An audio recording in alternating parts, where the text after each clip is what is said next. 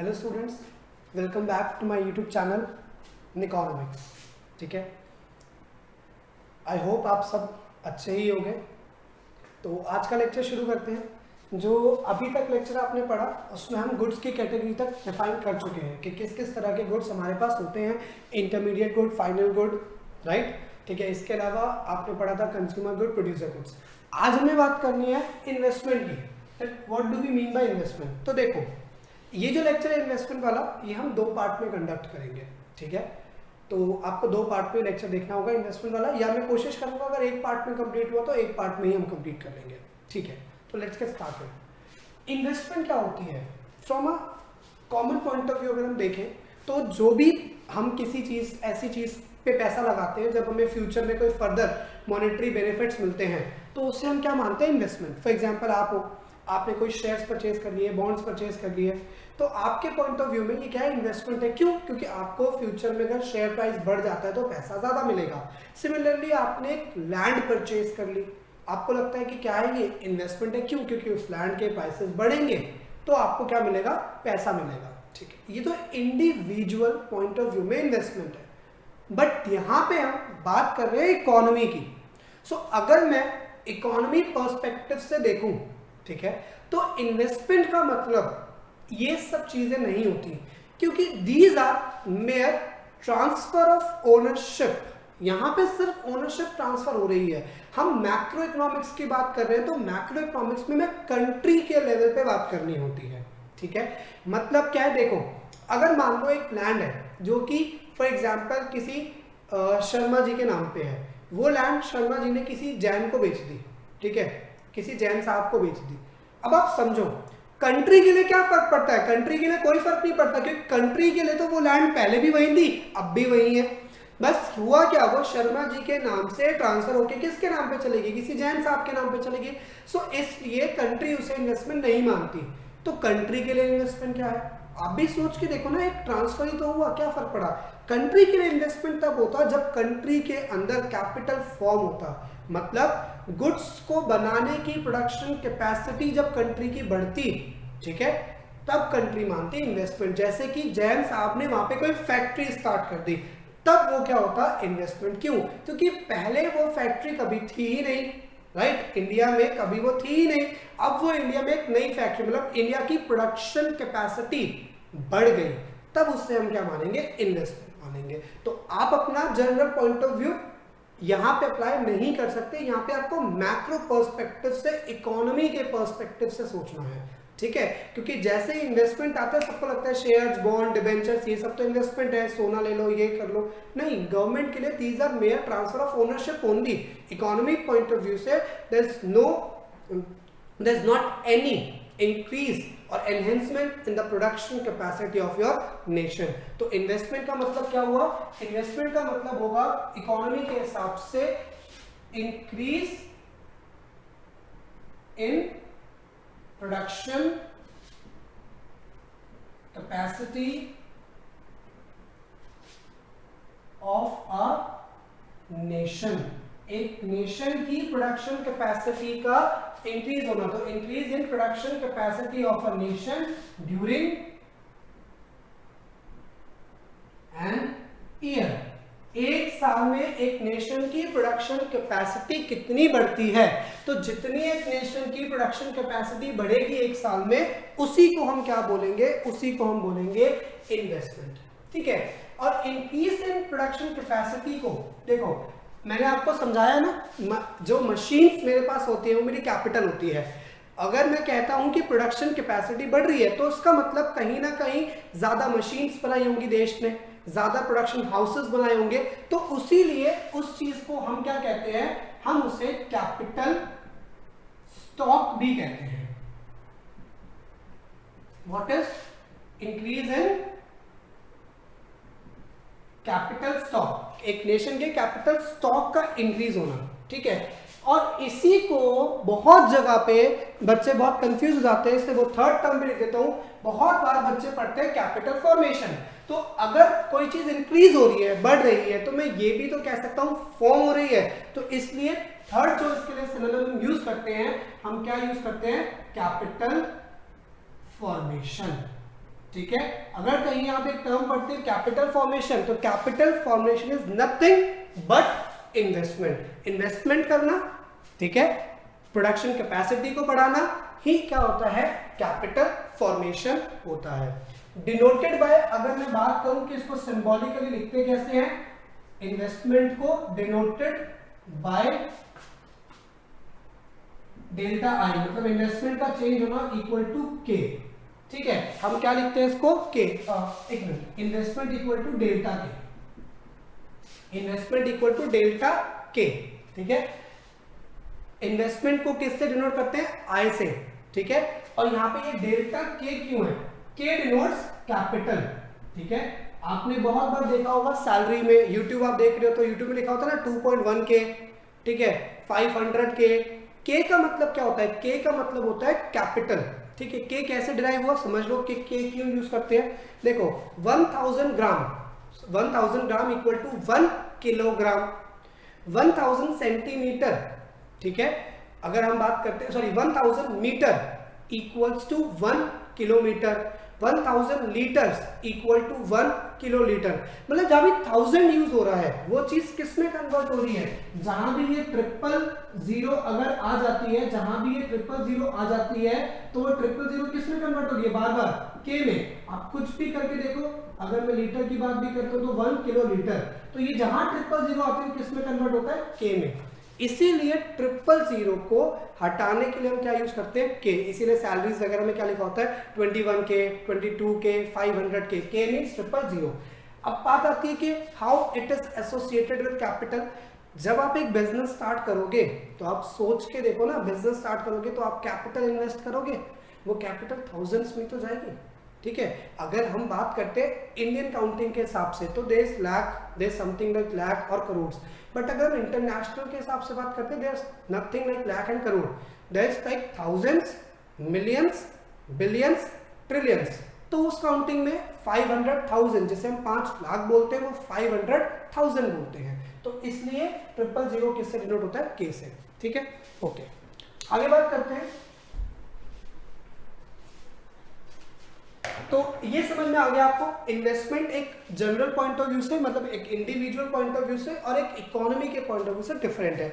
Individual कुछ भी अपनी इनकम को बढ़ाने के लिए करता है, उसे इन्वेस्टमेंट मान लेता है।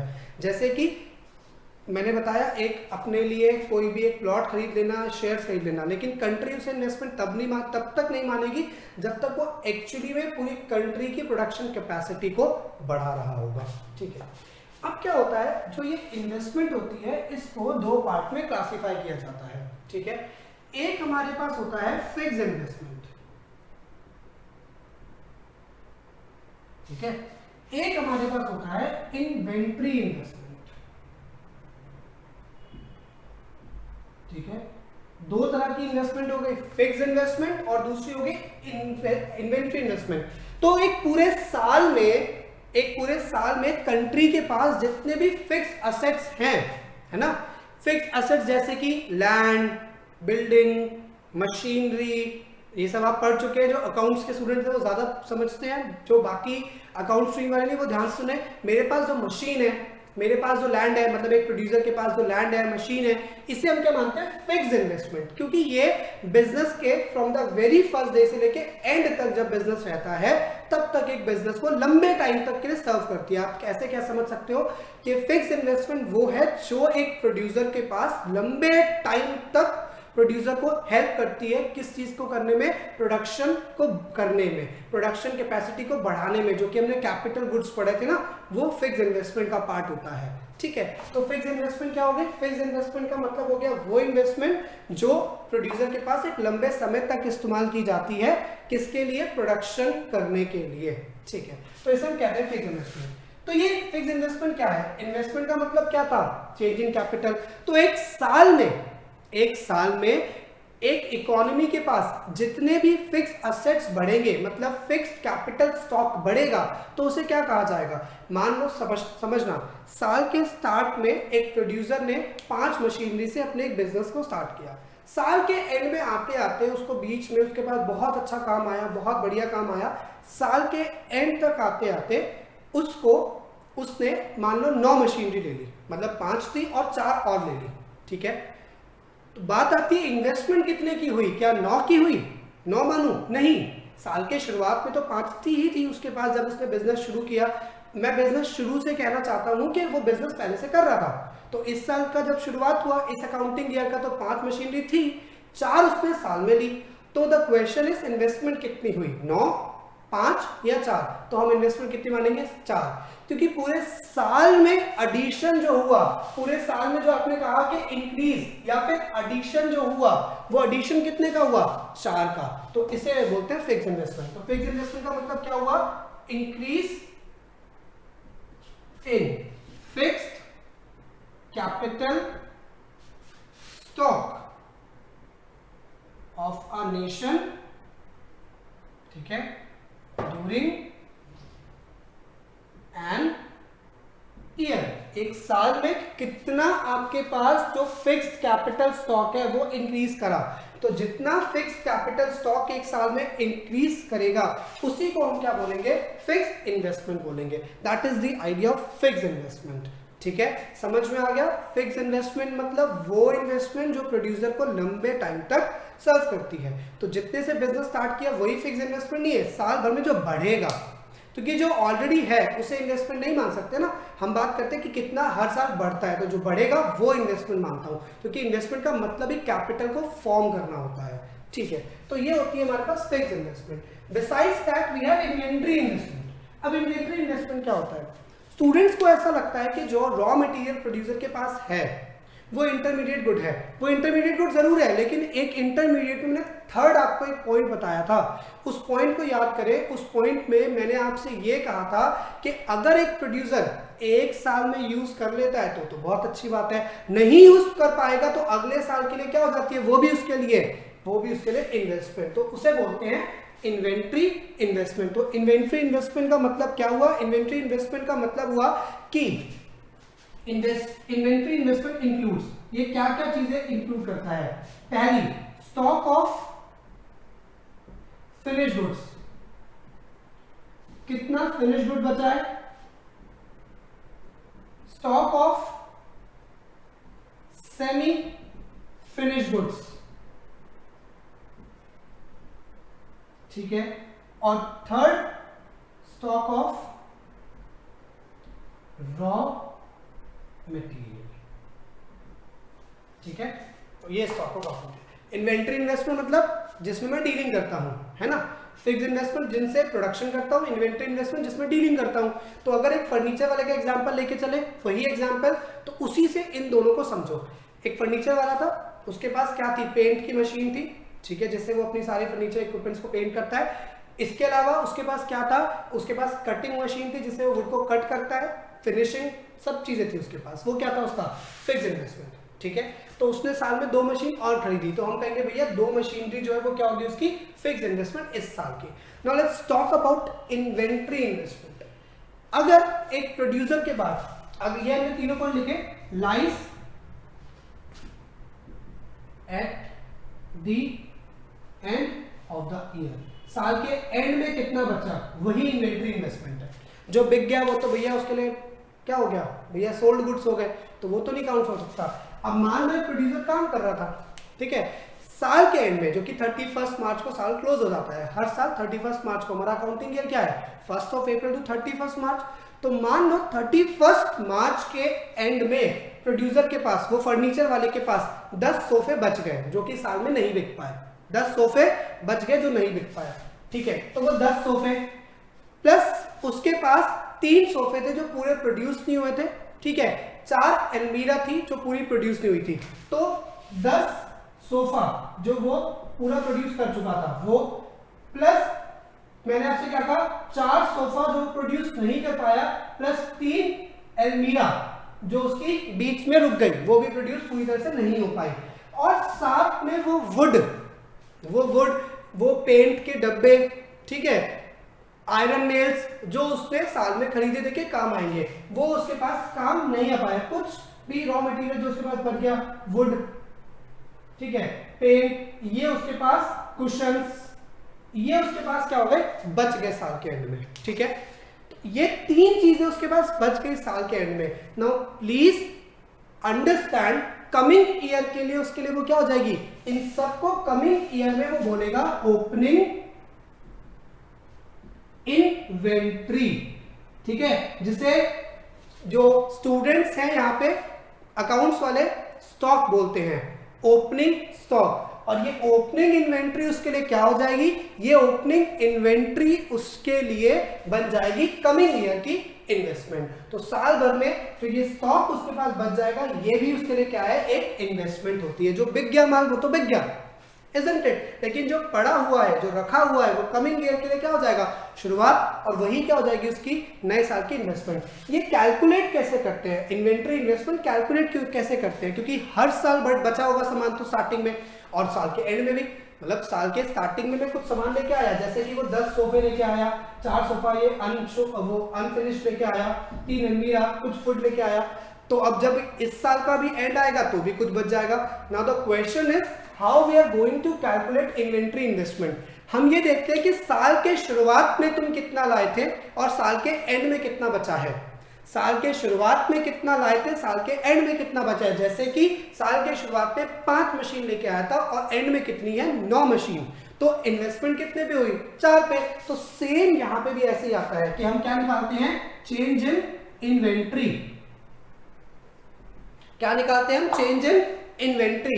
इसे स्टूडेंट्स चेंज इन स्टॉक भी बोलते हैं। मैं यहां लिख देता हूं ताकि आप बाद में कंफ्यूज ना हो, चेंज इन स्टॉक भी बोला जाता है। तो चेंज इन स्टॉक और चेंज इन इन्वेंट्री कैसे निकालते हैं, क्लोजिंग इन्वेंट्री के साल के एंड में कितना था माइनस ओपनिंग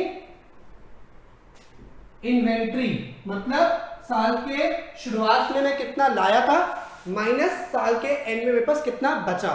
तो क्लोजिंग इन्वेंट्री माइनस में, अगर मैं यहां पे अगर आपको नहीं देखा तो मैं ऊपर लिख देता हूं ओपनिंग इन्वेंट्री। ठीक है, तो क्लोजिंग इन्वेंट्री माइनस में ओपनिंग इन्वेंट्री अगर मैं कर देता हूं तो मुझे क्या पता चल जाएगा कि साल के बीच में इन्वेंट्री इन्वेस्टमेंट कितनी हुई। तो फिक्स इन्वेस्टमेंट भी ऐसे निकालेंगे कि ओपनिंग फिक्स कैपिटल, ओपनिंग में कितना स्टॉक था फिक्स कैपिटल का, माइनस क्लोजिंग फिक्स कैपिटल के एंड में कितना बचा माइनस शुरुआत में कितना था। So this is the calculation of investment. ठीक है, तो ये पूरा आपके पास है इन्वेस्टमेंट का लेक्चर। ठीक है, हाँ जी, तो ये आपका पूरा हो गया इन्वेस्टमेंट का पार्ट 1, जो कि क्या है हमारे पास, फिक्स इन्वेस्टमेंट और इन्वेंट्री इन्वेस्टमेंट। ठीक है, दूसरे पार्ट में, पार्ट 2 में हम पढ़ेंगे ग्रॉस इन्वेस्टमेंट और नेट इन्वेस्टमेंट के बारे में, कि ग्रॉस इन्वेस्टमेंट क्या होती है और नेट इन्वेस्टमेंट हमारे पास क्या होती है। ठीक है, जो वीडियो लिंक होगा वो आपको डिस्क्रिप्शन में मिल जाएगा। ठीक है, और फिर अगेन मैं आपसे कहता हूं, thanks for watching. Please like, share and subscribe as much as you can. Thanks.